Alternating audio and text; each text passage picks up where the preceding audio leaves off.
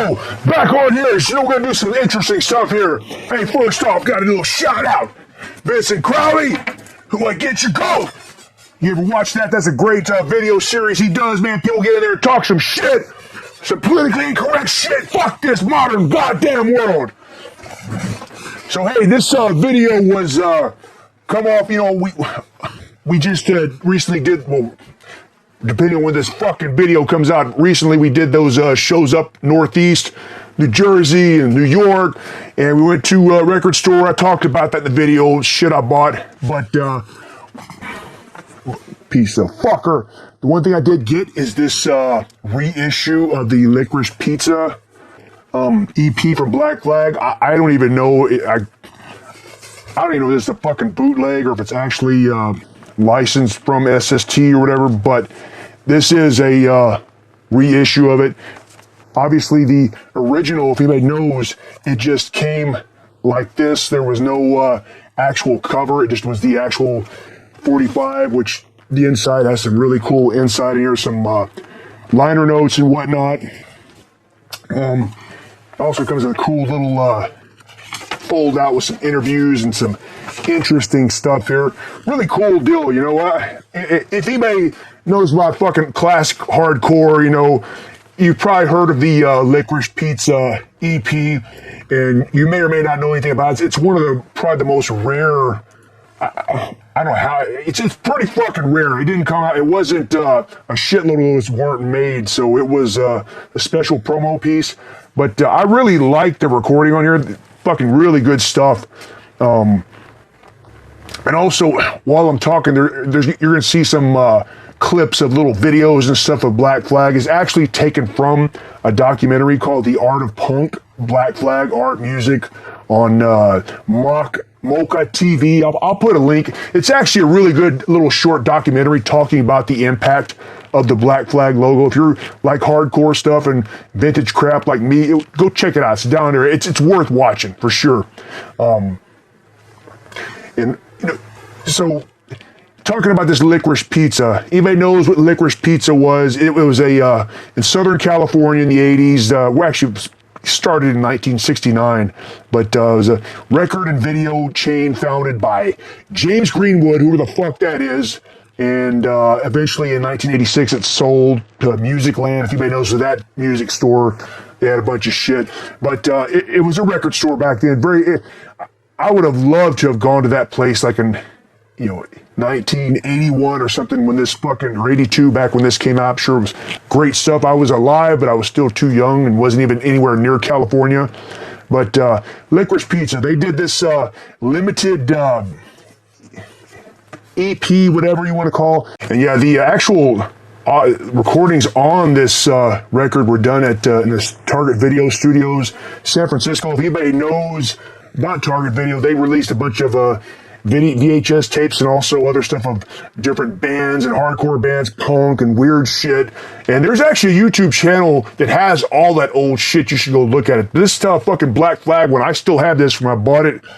I can't remember what year I bought this. I know I was in high school, but there's a lot of really good Black Flag footage on here, both early Rollins stuff and also Des Cadena, who when it comes to Black Flag, I like all the vocalists.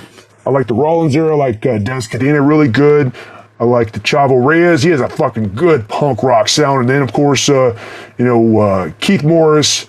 So overall, I like all eras of Black Flag. Some people talk shit about, I don't like the fucking Henry Rollins era because it varied too much from the old style. I mean, it did. It definitely changed, but I still like it. Of course, I like the early stuff the best.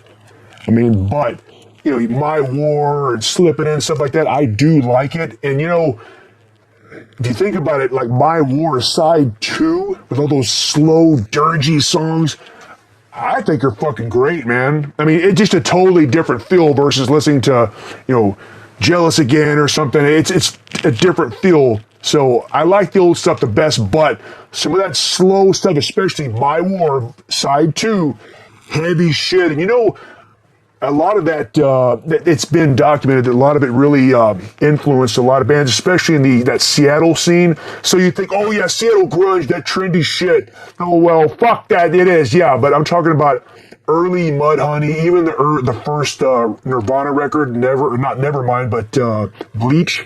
It's still pop, but there's some heavy ass guitar riffs on there. And don't misquote me, you stupid motherfucker. Oh, he said Nirvana's heavy. The first album, there's some heavy, dirty guitar parts, okay? And it really sounds a lot like early Melvins, which was before that. Heavy, just dirty. And then the early Mudhoney stuff, Touch Me, I'm Sick, and all that shit. I like that shit. That early stuff, before it got trendy and grunge shit, you know, an early Tad, a lot of that stuff was definitely influenced by later era Black Flag. And now you see my OCD, I totally got off topic. I'm talking about Black Flag and whatnot. But since we're talking about it, I think the first Black Flag that I got, well, you know what, actually, before I'm jumping around, you know, let's stay on fucking topic, motherfucker. I'm going crazy. But Licorice Pizza, that place, they actually made a fucking movie about it too. 2021, it was based on that. Like some kind of comedy shit. It had Sean Penn, some other people I can't remember. I've never seen it, and I don't care to see it. I'm sure it fucking sucks shit, just like they made that Live at CBGB's movie and stuff. That's all fucking crap, man. Just Hollywood fucking bullshit. But, so back to this Licorice Pizza give out. It was supposed to be, they say 700 copies. Some people say 1,000 were made by Unicorn Records, who were supposed to put out Damaged at the time. And if you even know anything about Black Flag, they had a big issue with Unicorn and recording and legality and shit. If you know what I'm talking about, you know I'm not going to go into that story, but that's why after they recorded Damaged, Henry Rollins' debut full length with them, there was so much time between that and the My War album, which there were demos recorded on that, which I have that demo LP. It's a bootleg. It has the demos they recorded. Cool stuff. But anyway, this was supposed to be put out by Unicorn as a promo for the upcoming album. It was a gift, so they were going to give it away. And who knows how many actually went out there, because there's been stories about they gave them out, and then employees took some, and some of them got thrown in the trash or whatever. Who knows? But I know you can look on Discogs. This single sells for a lot of fucking money now. But anyway, I'm glad to have this bootleg or whatever. It's good. I like these dirty, rough recordings on here. I really like this stuff. I wish there was a whole fucking session, like a whole 12-inch of this shit on here. But what's cool about this is you got the original tracks on here, Thirsty and Miserable and Life of Pain on side A and B. But on this version here, now is being said, you got Thirsty and Miserable and Life of Pain. These are actually the first recordings with Rollins on vocals with Black Flag, because this came out before Damaged. And also on this, I'm about to fucking throw up, on this reissue, there's a Spray Paint the Walls version with Des Cadena on vocals on here, which sounds really fucking good, man. I mean, I like the Rollins version, but this one sounds pretty good. It's fucking dirty and angry. So, real cool fucking record, man. So yeah, it's pretty good. You know, and now going back to what I was talking about when I first started getting into Black Flag, you know, I've talked about this before, how I started out when I was a kid, you know, listening to punk and hardcore at the same time, or in metal. It started out in the early 80s with, you know, the typical stuff, Alice Cooper from Quiet Riot later, and then Motley Crue, Ozzy Osbourne. My dad listened to that shit, Black Sabbath. But then mid-80s, watch Return of the Living Dead, 85, and then started getting into more punk rock shit, Class of 1984, you know, that movie. I've talked about it plenty of times on here. But then when I finally found Black Flag, I cannot remember which of these are basically my fucking school tapes. I think Damage is the first one that I got here. And yeah, when I got this, I was like, God damn, this is fucking great, man. I had First 4 Years somewhere, but I don't know where the fuck it's at. It's at for the First 4 Years, and I also bought this, which is kind of pointless now, but this little compilation. It's got a bunch of all the eras, which this was after Black Flag broke up pretty much. So I mean, when I started listening to Black Flag in the late 80s, they were already broken up, obviously. So I bought this collection. So we had, these two, of course, one of the fucking best ones here, Everything Went Black. I used to have this t-shirt, I think it's on that fucking blanket in the closet in the studio, whatever. But yeah, really good stuff here, man. And then I got these live albums.